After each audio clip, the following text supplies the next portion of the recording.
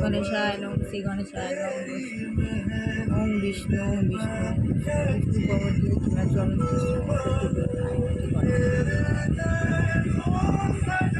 ওম গণেশায় নমঃ গণেশায় নমঃ গণেশায় নমঃ গণেশায় ওম বিষ্ণু ওম বিষ্ণু বিষ্ণু ভগবতী কিংবা চরণ কৃষ্ণানে চোদ্দ করি নাই কি করে সেই মাঝে পায় খুব অনেকটা জগদ্ধিতা কৃষ্ণ হ্যাঁ গোবিন্দায় নম নম পাপ হরং পাপ কর্মহং পরমন্তায় কাম করিদাপ্ত সর্ব পাপ হরে কৃষ্ণ জগৎপতি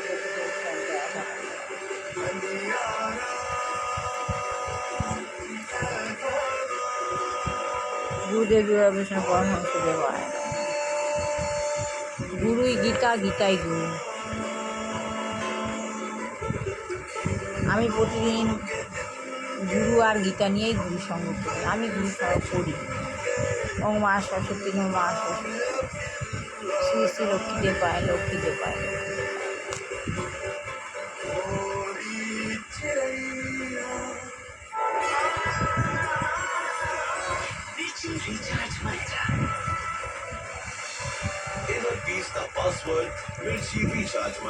আমি গীতা পড়ছি না, আত্মজ্ঞান লাভের পন্থা বইটা পড়ছি, এই বইটা শেষ না করে গীতা পড়বো না।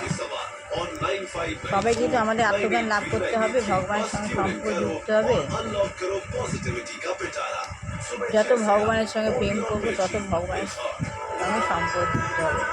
ভগবানের কাছে কিছু চাওয়া যায় না, ভগবান কপালে যা লিখে রেখেছে সেটাই হবে।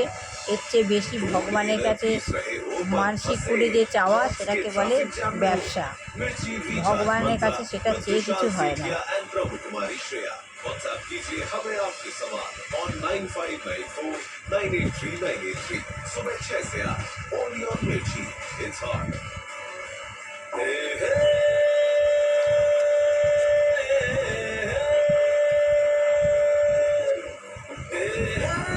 একটা প্রকৃতি রয়েছে, কিন্তু আরেকটি প্রকৃতি রয়েছে যা নিত্য, ব্যক্ত অব্যক্ত, জড় জগতের অতীত।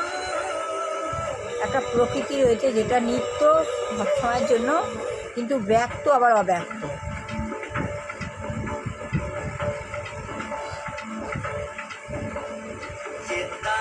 তা পরম, কখনো তার বিনাশ হয় না। তা পরম এবং কখনো তার বিনাশ হয় না। এই জড় জগতে বিনাশ হলেও সেই জগৎ অপরিবর্তিতভাবে বিরাজমান থাকে। যে এই জড় জগতে বিনাশ, যেটা বিনাশ হলেও সেই জগৎ অপরিবর্তিতভাবে বিরাজমান থাকে। বিনাশ হলেও কিছু ধ্বংস হবে না, যেরকম সেরকম থাকবে, অ্যাজ ইট ইজ বিরাজমান থাকবে।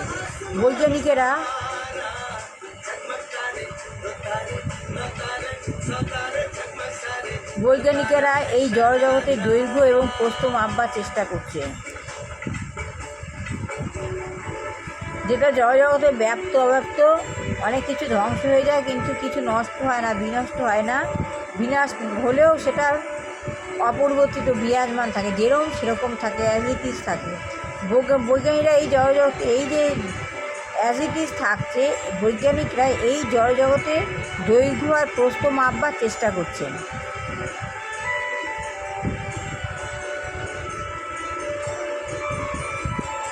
কিন্তু তারা যে কাজ পর্যন্ত শুরু করতে পারেনি, যে কাজ পর্যন্ত তারা দৈর্ঘ্য প্রস্থ মাপবার চেষ্টা করছে, কিন্তু সে কাজ তারা শুরু করতে পারেনি। সবচাইতে নিকটবর্তী নক্ষত্রে পৌঁছতে হলে তাদের হাজার হাজার বছর ধরে ভ্রমণ করতে হবে। এসব কয়েকটি নক্ষত্রের সামনে পৌঁছতে যদি হয় তাদের হাজার হাজার বছর ধরে ভ্রমণ করতে হবে। আর চিৎ জগতে কী কথা,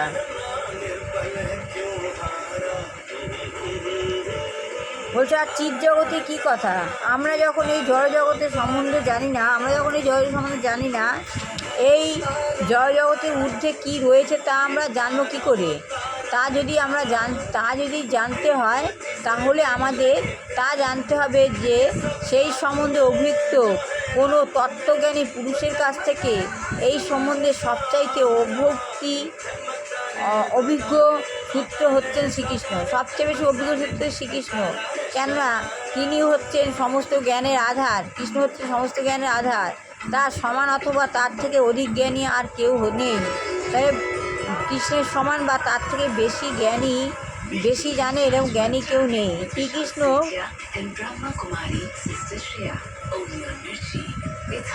শ্রীকৃষ্ণ আমাদের বলেছেন যে এই জড়জগতের ঊর্ধ্বে রয়েছে চিদাকাশ। আর যে চিৎ সম্বন্ধে জানি না বলছে, যে কৃষ্ণই বলেছেন সেটা, যে আমাদের জগতে ঊর্ধ্বে রয়েছে চিদ আকাশ, যা অসংখ্য গ্রহে পূর্ণ, যেখানে অসংখ্য গ্রহ আছে। এই জড়জগৎ হচ্ছে ভগবানের সৃষ্টি এক চতুর্থ। এই জড়জগৎটা হচ্ছে ভগবানের সৃষ্টির এক চতুর্থ অংশ। তেমনই সমস্ত সৃষ্টির তুলনায় এই জগতে জীবের সংখ্যা হচ্ছে তার একটি অংশ মাত্র। জীবের সংখ্যা হচ্ছে তার একটা অংশ মাত্র।